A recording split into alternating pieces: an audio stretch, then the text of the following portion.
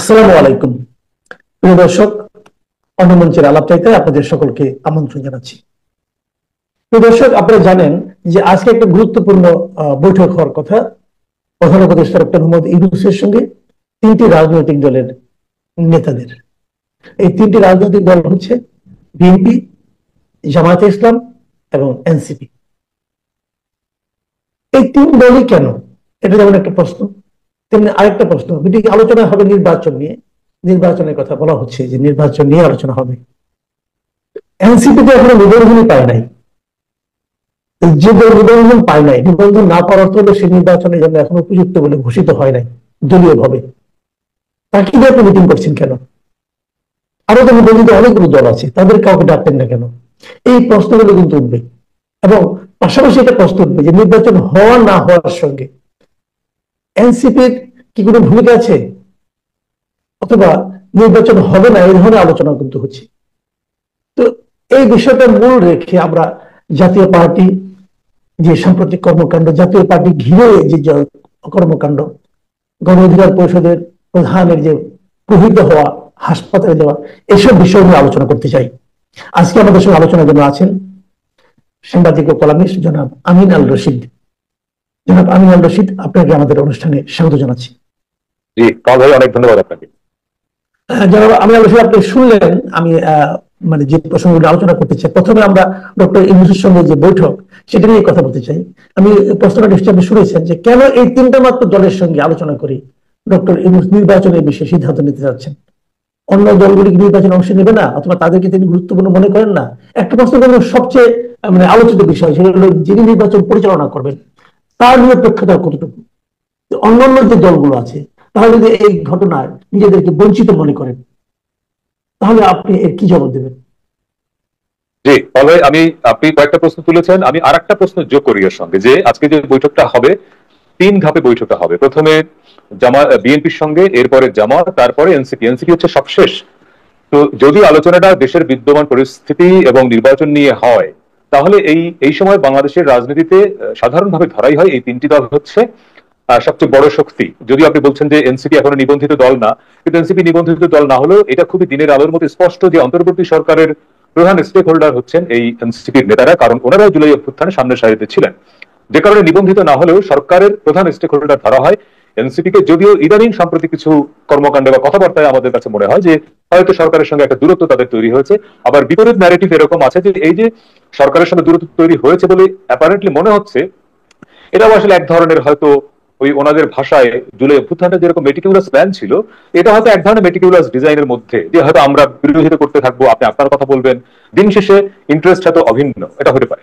তো এখন যদি আলোচনাটা হয়, বিদ্যমান পরিস্থিতি একটা সাংঘর্ষিক অবস্থার মধ্যে দেশ তো ছিল এবং এখনো আছে, এবং এই সময় মানুষের প্রধান দাবিটা হচ্ছে যে দ্রুত একটি নির্বাচনের মধ্য দিয়ে গণতান্ত্রিক উত্তরণের পথ পরিষ্কার করা।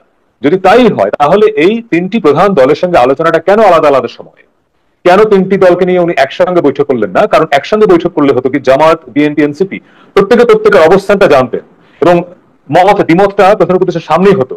হয়তো বিএনপি বলবে যে আমরা ফেব্রুয়ারির মধ্যে নির্বাচনটা চাই, এই ফরম্যাটে চাই, জামাত বলবে ভিন্ন, এনসিপি, তখন প্রধান উপদেষ্টার পক্ষে ডিসিশন নেওয়া সহজ হতো সবার সামনে বসে। কিন্তু উনি যেটা করছেন যে উনি প্রথমে বৈঠক করছেন জামাতের সঙ্গে, প্রথমে বৈঠক করছেন বিএনপির সঙ্গে, যারা নির্বাচনের ব্যাপারে সবচেয়ে বেশি আগ্রহী বা মনে করে যে এই মুহূর্তে নির্বাচনেই একমাত্র সমাধান।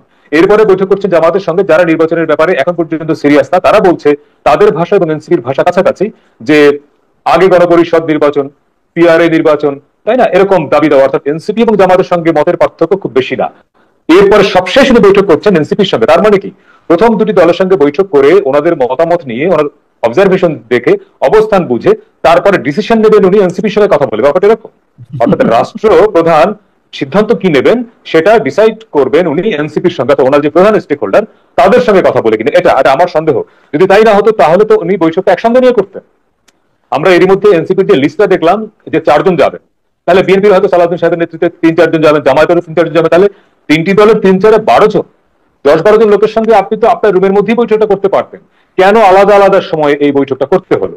মানে এখানে এক ধরনের হাইড অ্যান্ড সিক কেন রাখতে চাইলেন আপনি? এটা আমার প্রথম প্রশ্ন। দ্বিতীয় প্রশ্ন হলো যে এনসিপি যেই ভাষায় কথা বলছে, এবং সম্প্রতি নাহিদ ইসলাম যেভাবে বলেছেন যে, এবং একটা কৃষিবিদ ইনস্টিটিউটে ওনাদের আরেকজন নেতা নাসিরুদ্দিন পাটোয়ারি তো পরিষ্কার বলেই দিলেন যে, এবং সেই অনুষ্ঠানে কিন্তু বিএনপি নেতারাও কেউ কেউ ছিলেন, শহীদুদ্দিন চৌধুরী আনিও ছিলেন, যে ফেব্রুয়ারিতে নির্বাচন হবে না, হবে না, হবে না। মানে এই যে কনফিডেন্স যে হবে না, হবে না, হবে না বলে দিচ্ছেন সরকারের প্রধান স্টেক হোল্ডার, তারা বলে দিচ্ছে ফেব্রুয়ারিতে নির্বাচন হবে না, হবে না। আবার গতকালকেই প্রধান উপদেষ্টা কার্যালয় থেকে যে বিবৃতিটা দেওয়া হলো নুরুল হক নুরুর উপরে আক্রমণের পরিপ্রেক্ষিতে, তার শেষ প্যারায় পরিষ্কার করে বলা আছে যে ফেব্রুয়ারির প্রথমার্ধে নির্বাচন হবে, কেউ বানচাল করতে পারবে না, যদি কেউ বানচাল করার চেষ্টা করে তাহলে জনগণ এবং সরকার প্রতিহত করবে। এইখানে একটা আমি খুব স্পষ্টতই একটা কনফ্লিক্টিং সিচুয়েশন দেখছি যে সরকার কিন্তু আগের চেয়ে অনেক বেশি নির্বাচনের ব্যাপারে সোচ্চার কথা বলছে, কিন্তু তার যে প্রধান স্টেক হোল্ডার কিন্তু তার বক্তব্য একই জায়গায় আছে। তারা কিন্তু বারবার বলছে যে আগে গণপরিষদ নির্বাচন, আগে বিচার, আগে ৭২-এর সংবিধান বাতিল করতে হবে। এবং আপনি খেয়াল করেছেন কিনা, আমি মেইনস্ট্রিম মিডিয়ায় খুব একটা খেয়াল করি নাই, মামুনুল হক হেফাজত ইসলামের শীর্ষ নেতা, তিনি কালকে পরশু বোধহয় কোথাও একটা অনুষ্ঠানে বলেছেন যে ফেব্রুয়ারিতে নির্বাচন হবে না, এই ভাষায় বলেছেন। আমি যেটা দেখলাম যে কেন ৭২-এর সংবিধান থাকবে না, অর্থাৎ ওনাদের টার্গেট ঘুরে ফিরে এই ৭২-এর সংবিধান। আমি সম্ভবত আপনার অনুষ্ঠানে বলেছিলাম অনেকদিন আগে যে ৭২-এর সংবিধান বলে কোনো সংবিধান কিন্তু বাংলাদেশে নাই। ৭২ সালে যে সংবিধানটা বাংলাদেশে প্রণীত হয়েছিল সেটি 18 বার সংশোধন হয়েছে। 18 বার সংশোধন হওয়ার পরে সেটা তো ৭২-এর সংবিধান নাই। কিন্তু ওনারা বারবার এটা ৭২-এর সংবিধান বলে এক ধরনের গালি দিচ্ছেন। ৭২-এর সংবিধানটা ওনাদের কাছে গালির সমান। তো সংবিধানে ত্রুটি বিচ্যুতি আছে, আমরাও বলছি বহু বছর ধরে। সেই সংবিধানের সংশোধনের জায়গাটা বিএনপির ৩১ দফার মধ্যেও আছে। তাহলে এই যে বারবার ভিন্ন ভিন্ন ন্যারেটিভ দিয়ে নির্বাচনকে পিছিয়ে দেওয়ার যে একটা আয়োজন, তার মধ্যে দিয়ে আপনি আজকে যে বৈঠকটা হবে, যেটা আপনি শুরু করলেন, এই বৈঠকের ফলাফল কি হবে আমি ঠিক জানি না। বিএনপি এই বৈঠকে স্পষ্টতই আবারও বলবে যে ফেব্রুয়ারির মধ্যে নির্বাচন হতেই হবে। জামাত তার অবস্থান স্পষ্টই থাকবে যে না, ফেব্রুয়ারির মধ্যে নির্বাচন করার আগে আপনাকে এই করতে হবে, এনসিপিও তাই বলবে। তাহলে প্রধান দুটি দল যদি মনেই করে যে তারা তাদের অবস্থানে অনড় থাকবে, আর বিএনপি যদি মনেই করে যে ফেব্রুয়ারিতে নির্বাচন হতেই হবে, তখন সরকার ডিসিশন কি নেবে? গতকালকে সরকারের যে স্টেটমেন্ট, সেই স্টেটমেন্টে সে কি স্ট্রিট থাকবে? ফলে খুব অস্পষ্ট ভাই যে আজকের বৈঠকের পরে নিশ্চয়ই ৩টি দল ব্রিফ করবে, সরকারের পক্ষ থেকে হয়তো একটা ব্রিফ করা হতে পারে। আমরা ঠিক জানি না যে আসলে কি হতে যাচ্ছে, এটা খুব অস্পষ্ট, এখন পর্যন্ত আমার কাছে মনে হয় অস্পষ্ট। জি, আপনি একটা কথা বললেন যে আপনি এনসিপি কে, যখন এনসিপি নামটা উল্লেখ করলেন তখন আপনি বলেন এরা সরকারের প্রধান স্টেক হোল্ডার। আমরা কিন্তু অনেক বছর ধরে, আমি কিন্তু অনেক বছর ধরে আমরা যেটা জানি যে যেমন আওয়ামী লীগের পুরো ১৫ বছর ধরেই যে মূল দাবিটা কি ছিল? মূল দাবিটা ছিল যে তত্ত্বাবধায়ক সরকারের অধীনে নির্বাচন হবে। এবং তত্ত্বাবধায়ক সরকারের কনসেপ্টের মূল থিওরিটা কি? যে এমন একটা সরকারের অধীনে নির্বাচন হবে যে সরকারের কেউ, মানে সরকার নিজে অথবা সরকারের কোনো আত্মীয় স্বজন অথবা সরকারের কোনো প্রিয় ভাজন অথবা সরকারের পক্ষপাত আছে এমন কোন দল নির্বাচনে অংশ নেবে না। আর আমরা এখন ভাবছি, আপনি কেবল একা না, আমিও ভাবছি যে এনসিপি হচ্ছে সরকারের প্রধান স্টেক হোল্ডার। এবং তার বড় প্রমাণ হলো এই দলটার কোন নিবন্ধন পায়নি, নিবন্ধন না পেতে পারেনি। যদি নিবন্ধন না পায়, কারণ নির্বাচন কমিশন তো সরকারের পার্ট না। নির্বাচন কমিশন যদি তাদের পর্যাপ্ত কাগজপত্র ঘেটে নিবন্ধন, যেমন প্রথমবার তো তারা নিবন্ধন দেয়নি, তাদেরকে বলছে বাতিল, তারা আবার দ্বিতীয়বারে আবেদন করেছে। এখন যদি নিবন্ধন না পায়, যে দল নিবন্ধনই পাচ্ছে না তাকে আপনি ডাকছেন, তাহলে তার মানে এই দলের প্রতি আপনার এক ধরনের পক্ষপাত আছে। তাহলে সেই যে একটা নিরপেক্ষ সরকারের অধীনে নির্বাচন, সেই যে ধারণাটা, সেই ধারণাটাকে এই ইউনিট সরকারের মাধ্যমে আপনি প্রতিষ্ঠিত হতে দেখছেন না? তত পরিষ্কার, এই সরকার তো শুরু থেকেই তার নিরপেক্ষ চরিত্রটা বজায় রাখতে পারে নাই। বিশেষ করে যখন এনসিপি গঠনের আগে থেকেই কিন্তু প্রফেসর ইউনূস বলছেন যে তিনি মনে করেন ছাত্ররা একটা দল করবে, এবং সেটা তিনি মনে করতেই পারেন। কিন্তু এই ছাত্ররা যে দল করবে, এই দল গঠনের আগে থেকেই তাদের ব্যাপারে যে কিংস পার্টি বা সরকারের আশীর্বাদ পুষ্ট, এই কথাগুলো তো জনপরিসরে ছিল, পলিটিক্যাল স্ফেয়ারে ছিল, এবং সেটি থাকবার পেছনে যথেষ্ট কারণ আছে। এবং একটা পাবলিক পারসেপশন যদি তৈরি হয়ে যায় যে এনসিপি কিংস পার্টি বা প্রফেসর ইউনূসের আশীর্বাদ পুষ্ট পার্টি, এই পারসেপশনটা তৈরি হওয়ার পেছনে তো কিছু কারণ আছে, এবং সেটা ওনারা নিজেরা এস্টাবলিশ করে দিচ্ছেন। এবং সে কারণেই সম্ভবত এখন আমরা দেখছি যে সাম্প্রতিক সময়ে কিছু কিছু ঘটনায় মনে হচ্ছে যে সরকারের সাথে তাদের দূরত্ব তৈরি হচ্ছে। হয়তো তারা উভয় পক্ষই একটা জেন্টলম্যান এগ্রিমেন্টে এসেছে যে তোমরা ভাই সবসময় আমাদের পক্ষে বলো না, আবার সরকারও হয়তো এমন কিছু কথা বলবে যেতে মনে হবে তার এনসিপির বিপক্ষে। হয়তো হতে পারে, এটা হয় না, গিভ এন্ড টেকের নাটক হতে পারে আমার কাছে মনে হয়। কারণ আপনি দেখেন যে আবার সত্যি সত্যি বিরোধ হতে পারে এই কারণে যে আপনি গতকালকে অধ্যাপক আসিফ নজরুলের একটা ফেসবুক পোস্টের নিচে এনসিপির শীর্ষ নেতা হাসনাত আব্দুল্লাহর কমেন্ট আপনি পড়েছেন নিশ্চয়ই। সেখানে তিনি তার টিচার, মানে আসিফ নজরুল তো আমাদের সবারই শিক্ষক, এবং এনসিপির যারা নেতা তাদের তো অনেকের ডিরেক্ট শিক্ষক, তো তিনি বলেছেন যে স্যার ভণ্ডামি বাদ দেন। পরের লাইনে বলেছেন যে আপনাদেরকে যে কারণে বসানো হয়েছে, অর্থাৎ এনসিপি নেতারা মনেই করে যে এই সরকার তাদের কথায় চলবে, তারা যেভাবে চাইবে, তারা আগে গণপরিষদ নির্বাচন সেটা আগে দিতে হবে, পিআর হলে পিআর হতে হবে, সংবিধান তারা ছুড়ে ফেলে দিতে চায়, কবর রচনা করতে চায় সেটা করতে হবে। অর্থাৎ এনসিপি যেভাবে চায় সরকারটা সেভাবে চলবে, কিন্তু সেভাবে যেহেতু চলছে না, সে কারণে সরকারের সঙ্গে সত্যি সত্যি একটা দূরত্ব হয়তো তৈরি হয়েছে। তো যদি সত্যি সত্যি সরকারের সঙ্গে দূরত্ব তৈরি হয়ে যায়, তাহলে আমরা যে কিংস পার্টি বলছিলাম, সরকারের প্রধান স্টেক হোল্ডার বলছিলাম, সেই জায়গা থেকে হয়তো কিছুটা এখানে ছন্দপতন হয়তো হয়েছে। কিন্তু আমি এখন পর্যন্ত পরিষ্কার না, কারণ এটা আজকের মিটিংটা আমাদের সন্দেহ হয় যে কেন এনসিপির সঙ্গে সবচেয়ে বৈঠকটা তাকে করতে হচ্ছে, প্রধান উপদেষ্টাকে। কেন তিনটি দলকে নিয়ে একসঙ্গে বৈঠক করা গেল না? কেন মুখোমুখি বসে সবাই তর্ক? রাজনীতিতে বা ডেমোক্রেসিতে তো মুখোমুখি আলোচনা, তর্ক, আপনার সঙ্গে আমার হাজারো দ্বিমত থাকবে, তর্ক করবো, ঝগড়া করবো, কিন্তু শেষ পর্যন্ত মারামারিটা তো করবো না আমরা। তো কেন প্রধান উপদেষ্টা তিনটি দলকে এক টেবিলে বসিয়ে চা সিঙ্গাড়া খেতে খেতে কেন উনি তর্কটা করবেন না? এবং সবার মতামত শুনে উনি মুরব্বী, তো উনি তো এই সময় বাংলাদেশের রাজনীতিতে সবচেয়ে প্রবীণ এবং সবচেয়ে প্রধান ব্যক্তি, মানে মধ্যমণি। তিনি মধ্যমণি হয়ে তো সবাইকে নিয়ে বসে যেভাবে প্রবলেম গুলো সলভ করতে পারতেন, তুমি সেটা পারছেন না। তুমি তো আলাদা আলাদা বসছেন, ওটা ডিভাইড করে দিচ্ছেন, বিভাজন করে দিচ্ছেন, যে ভাই তুমি হচ্ছে তুমি, তুমি হচ্ছে বিএনপি, তুমি হচ্ছে জামাত। দরকার ছিল না তো। এবং আরেকটা বড় প্রশ্ন আপনি তুলেছেন যে এনসিপি কেই ডাকতে হচ্ছে, কিন্তু বাংলাদেশের জুলাইয়ের অভ্যুত্থানে আরো যারা বড় স্টেক হোল্ডার ছিল, ধরেন সিপিবি, রাজনৈতিক দল হিসেবে ছোট, কিন্তু সে তো তার তো ইম্পর্টেন্স আছে রাজনীতি, গণসংহতি আন্দোলন, মাহমুদুর রহমান মান্নার, আপনার নাগরিক ঐক্য, কেন ওই পার্টিগুলোকে তিনি ডাকলেন না? হয়তো পরে ডাকবেন, কিন্তু এখন দেশটা যে পরিমাণে ক্রাইসিসের মধ্যে পড়লো, সংঘাত আমরা দেখছি প্রতিনিয়ত বাড়ছে, ওনার তো উচিত ছিল একসঙ্গে এক টেবিলে সমস্ত পার্টির অন্তত শীর্ষ নেতাকে, স্থায়ী কমিটির মেম্বার, আমি মনে করি বিএনপির মহাসচিব, প্রত্যেকটা পার্টির চিফকে নিয়ে ওনার বসে একটা সলিউশনে আসা দরকার, আলাদা আলাদা করে বৈঠক করা। এবং আজকে এনসিপির যারা যাবেন সেখানে কিন্তু আহ্বায়ক এবং সদস্য সচিব যাচ্ছেন না, ওখানে লিড করছেন হাসনাত আব্দুল্লাহ, নাহিদ ইসলামও যাচ্ছেন না, আক্তারও যাচ্ছেন না, বিএনপির সম্ভবত সালাউদ্দিন সাহেব যাচ্ছেন, মির্জা ফখরুল যাচ্ছেন না, জামায়াতের আমির যাচ্ছেন না, যাচ্ছেন নায়েবে আমির। তার মানে এই বৈঠকটা কিন্তু শীর্ষ পর্যায়ের বৈঠক, এই বোর্ডের সেকেন্ড টায়ারের বৈঠক হচ্ছে। ফলে আজকের বৈঠকটা আমি মনে করি যে ধরনের সিচুয়েশনের মধ্যে দেশটা পড়ে যাচ্ছে, এখন ওনার বৈঠক, প্রধান উপদেষ্টা বৈঠক করা দরকার শীর্ষদের নিয়ে, প্রধানদের নিয়ে, এবং সেখানে একসঙ্গে মুখোমুখি, আলাদা আলাদা বৈঠক করার সুযোগ নাই তো এখন। ফলে এটা আমার কাছে মনে হয় যে এই জায়গাটায় কোথাও একটা ঘাটতি বা এক ধরনের লোক দেখানোর ব্যাপারও আছে কিনা আমি ঠিক জানি না। জি, আমরা একটু অন্য প্রসঙ্গে যাই। আমরা দেখবো এই এই মিটিংটা শেষ পর্যন্ত কি দাঁড়ায়, কারণ আমরা তো মিটিং এর আগে এটা মানে করলাম আলোচনাটা, আজকে সন্ধ্যা নাগাদ তো বুঝতে পারবো আমরা ঠিক পেলাম। আমরা একটা অবস্থা হয়ে যাচ্ছে, সেটা হচ্ছে জাতীয় পার্টি প্রসঙ্গ নিয়ে আসে। গত দুদিন ধরে জাতীয় পার্টি হঠাৎ আলোচনায় চলে এলো, এবং জাতীয় পার্টি যে এর মধ্যে খুব বেশি একটা অ্যাক্টিভ ছিল সেটাও বলা যাবে না। সরকারের কাছ থেকে জাতীয় পার্টির মতো পার্টি তারা এই ধরনের আলোচনায় ডাকি পাচ্ছে না, একদম একদম তারা ডাক পাচ্ছে না। তাদেরকে মনে হয় সরকার পলিটিক্যাল পার্টি মনে করে না। এত ছোট একটা পার্টি যাকে পার্টি মনে না করেও কাজ করা যায়, সেই পার্টি হঠাৎ আলোচনায় চলে এলো, এবং বলা বলি হচ্ছে এরা নাকি ফ্যাসিস্টের দোষর অমুক্ত। আমরা এর আগে দেখেছি ঢাকা শহরে জাতীয় পার্টির অফিসকে আগুন দিয়ে জ্বালিয়ে দেওয়া হচ্ছে।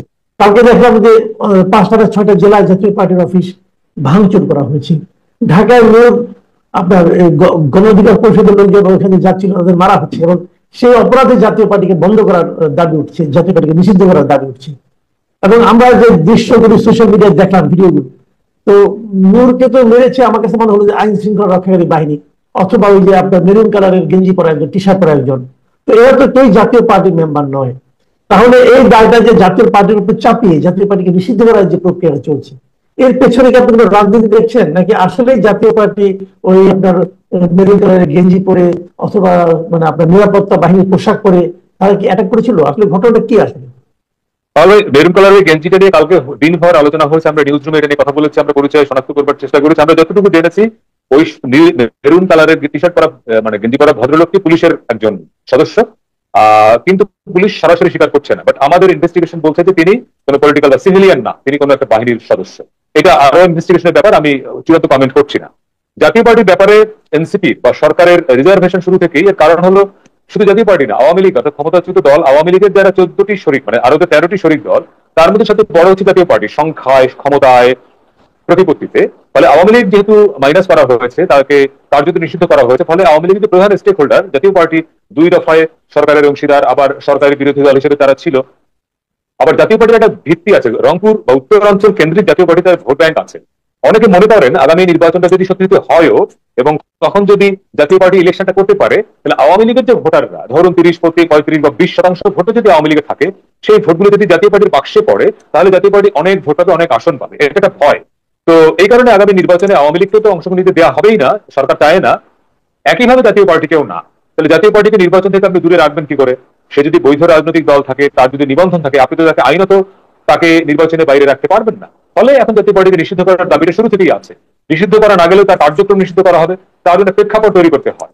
এখন কথা হলো যে একটা রাজনৈতিক দল রাজনীতি করতে পারবে কি পারবে না, তার কার্যক্রম নিষিদ্ধ হবে কি হবে না, জনগণ তাকে একসেপ্ট করবে কি করবে না, এই সিদ্ধান্তটা তো জনগণের।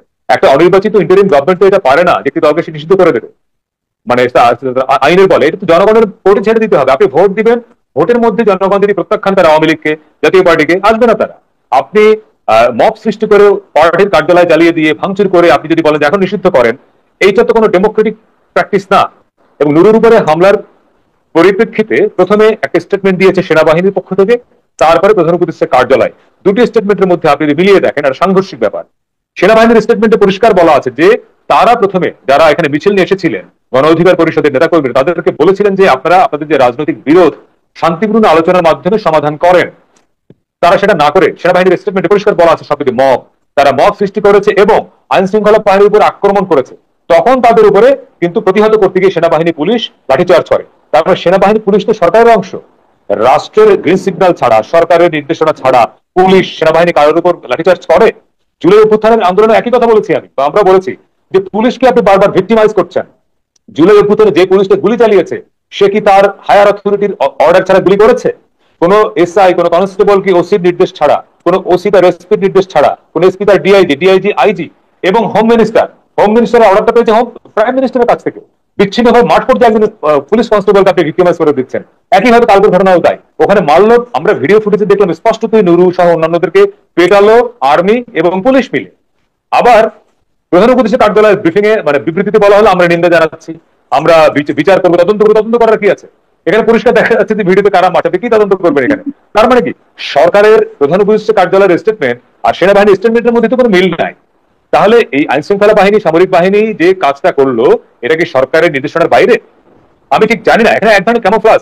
একইভাবে এই সেনাবাহিনীর স্টেটমেন্টে মব শব্দটা আছে এবং আপনি খেয়াল করবেন এর আগে সেনাবাহিনীর পক্ষ থেকে যতবার ব্রিফ করা হয়েছে তারা বারবার বলেছে আমরা মবের বিরুদ্ধে জিরো টলারেন্স। এই দিন কয়েক আগে ঢাকা রিপোর্টার্স ইউনিটিতে যে ঘটনাটা ঘটলো, একটা ৭১ মঞ্চ সম্ভবত না, বা মঞ্চ ৭১ নামে একটা সংগঠনের অনুষ্ঠানে লতিফ সিদ্দিকীর মতো একজন বীর মুক্তিযোদ্ধা, এরপরে অধ্যাপক আর্জুনের মতো একজন খুব রিনাউন্ড মানুষ, এনাদেরকে মব সৃষ্টি করে ধরে নিয়ে গেল, মারধর করলো, রক্তাক্ত করলো। যারা করলো তাদেরকে আপনি কিছু করলেন না, ওনাদেরকে জেলে নিয়ে গেলেন, কারা কারা কারাগারে মানে ডিবি অফিসে ধরে নিয়ে গেলেন, তারপর ওনাদেরকে সরকারের বিরুদ্ধে আইনে মামলা দিয়ে জেলে ঢুকালেন। যারা মব সৃষ্টি করলো তাদের আপনি কিছু বললেন না, অথচ বারবার আপনারা বলছেন মবের বিরুদ্ধে জিরো টলারেন্স। তার মানে আপনার জিরো টলারেন্সটা কোথায়? মানে পিক অ্যান্ড চুজ, মানে আপনি মনে করছেন যে হ্যাঁ নুরুকে মারার ক্ষেত্রে আপনি জিরো টলারেন্স, কিন্তু লতিফ সিদ্দিকীর উপরে যারা আক্রমণ করে সেখানে অনুষ্ঠানের নামের ব্যানারে ৭১ যেহেতু আছে, মুক্তিযুদ্ধ আছে, সংবিধান আছে, ওইখানে আপনার জিরো টলারেন্স নাই। এটা কনফ্লিক্টিং, মানে সাংঘর্ষিক, মানে সরকারের বাহিনীগুলোর মধ্যে বা সরকারের মধ্যে দেখেন আপনি এই যে ভিন্ন ভিন্ন আচরণ, একই ঘটনা ভিন্ন ভিন্ন আচরণ। আমি একটু নুরুর বা জাতীয় পার্টি প্রসঙ্গে আসি। তো জাতীয় পার্টি যেহেতু শুরু থেকেই গভর্নমেন্টের এবং তাদের প্রধান স্টেক হোল্ডার এনসিপি টার্গেটে, যে কোনো ভাবেই জাতীয় পার্টিকে পলিটিক্স থেকে মাইনাস করতে হবে, যাতে আগামী নির্বাচনে তারা কোনোভাবেই কোনো ফর্মেই ইলেকশনে আসতে না পারে, ফলে এই জন্য পরিস্থিতি তৈরি করা। এখন যে কোনো দল আরেকটি দলের রাজনীতি নিষিদ্ধ করার দাবি জানাতে পারে। এই দেশে জামাতের রাজনীতি নিষিদ্ধ করার দাবি তো বছরের পর বছর ধরে ছিল, এই দাবি তো আওয়ামী লীগ করেছে। কিন্তু দাবি করা আর কার্যালয়ে মত সৃষ্টি করে জ্বালিয়ে দেওয়া এক জিনিস না। আপনি রাজনৈতিক মঞ্চে বক্তৃতা দিবেন যে আমি অমুক দলের রাজনীতি নিষিদ্ধ চাই, পিপল উইল ডিসাইড যে সে বাংলাদেশে জামাত রাজনীতি করতে পারবে কিনা, আওয়ামী লীগ করতে পারবে কিনা। আপনি ভোটে দেন না, ভোট দেন, নিরপেক্ষ ভোট দেন। জনগণ যদি মনে করে যে না জামাত সরকার গঠন করবে, করবে। জনগণ যদি মনে করে এনসিপি সরকার গঠন করবে, আমার তো সমস্যা নাই। জনগণ যদি মনে করে জাতীয় পার্টি সরকার গঠন করবে, আমার সমস্যাটা কি? তা আপনি সেই জনগণকে ডিসিশন নেওয়ার ক্ষমতাটা দিচ্ছেন না, আপনি মব সৃষ্টি করছেন অথবা করাচ্ছেন এবং একটা পরিস্থিতি তৈরি করে এমন একটা মানে কি বলে আয়োজন করে আপনি তারপরে জাতীয় পার্টি নিষিদ্ধ করবেন যাতে ইলেকশনে আসতে না পারে। এইগুলো মানুষ বোঝে। ফলে আলটিমেটলি আপনার পিপলের কাছে যেতে হবে। আপনি জনগণের ক্ষমতায়নকে যদি অস্বীকার করেন, জনগণকে ভোটটা দিতে না দেন এবং নিজের প্রশাসনিক এবং আইনি ক্ষমতা দিয়ে সমস্ত ডিসিশন নিতে চান, তাহলে তো যেই কারণে জুলাই অভ্যুত্থানটা হয়েছিল, যে জনগণের ক্ষমতায়ন, মানুষ যা রাস্তায় নেমেছিল তো শুধুমাত্র একটা কারণে না, হাসিনাকে ফ্যাসিস্ট বলা, তাকে কর্তৃত্ববাদী বলার পেছনে তো একটা প্রধান কারণ ছিল ভোট দিতে না পারা। তো মানুষ তো ভোট দিতে পারে নাই 15 বছর, এখন ভোটটা দিতে চায়, তো আপনি ভোটটা দিতে দেন না, মানুষ ডিসিশন নিক যে বাংলাদেশ জাতীয় পার্টি পলিটিক্স করবে কি করবে না, আওয়ামী লীগ থাকবে কি থাকবে, আপনি ডিসিশন নেই আর কি। জি, অনেক ধন্যবাদ, অনেক ধন্যবাদ জনাব আমিনুল রশিদ। প্রিয় দর্শক, আপনারা শুনলেন যে নির্বাচন এবং রাজনীতি নিয়ে সাংবাদিক আমিনুল রশিদের বিশ্লেষণ। আমরা আগামীতে আবার ওনার সঙ্গে মিলিত হব। সে পর্যন্ত ভালো থাকবেন। আল্লাহ হাফিজ।